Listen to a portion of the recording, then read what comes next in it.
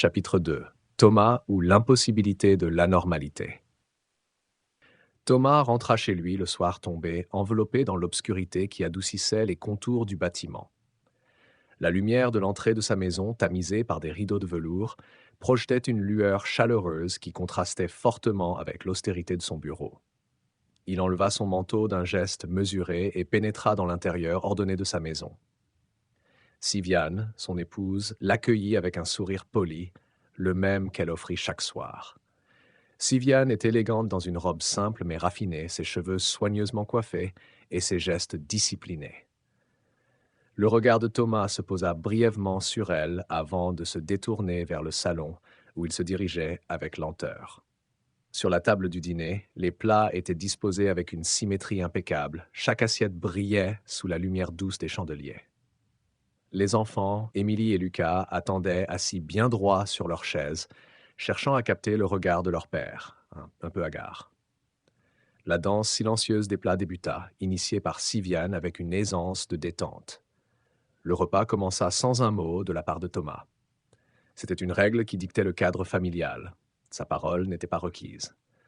Les enfants prenaient leur tour, l'un après l'autre, pour partager les récits de leur journée à l'école. Leur voix était claire et soutenait un ton enjoué légèrement forcé. Les enfants s'efforçaient d'apporter un peu de joie pour animer le repas. Leurs histoires étaient ponctuées de détails amusants et colorés, mais toujours avec une retenue respectueuse. Lorsque Thomas faisait teinter ses couverts un peu plus fort que la normale, c'était le signe que le tour de parole était terminé. Et s'il buvait son verre de vin brusquement, alors les conversations étaient finies jusqu'à la fin du repas.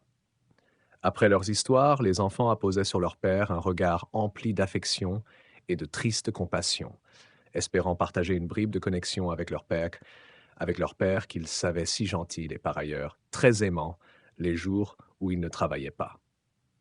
Siviane, après avoir assuré le bon déroulement du repas et surveillé les enfants avec un œil attentif, partagea à son tour son propre récit.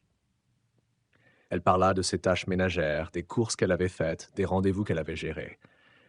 Sa voix était calme, dépouillée de toute émotion excessive, comme si chaque mot était choisi pour son utilité, avec précision. Le repas se déroulait dans un silence presque sacré, interrompu seulement par le bruit des couverts qui se posaient délicatement sur la table. Le silence de Thomas était sa souffrance, partagée par toute la famille. Le silence était lourd de non-dits. Thomas, assis à la tête de la table, avait un regard indéchiffrable. Le dîner se termina ainsi avec cette atmosphère de discipline et de retenue. Les enfants remercièrent leur mère avec des sourires et se retirèrent tristement dans leur chambre où ils continueraient à suivre ces règles tacites. Siviane nettoya la table avec une efficacité méthodique, sans échanger un mot avec Thomas qui restait seul un moment à la table. Le calme qui régnait dans la maison en disait long sur sa journée de travail.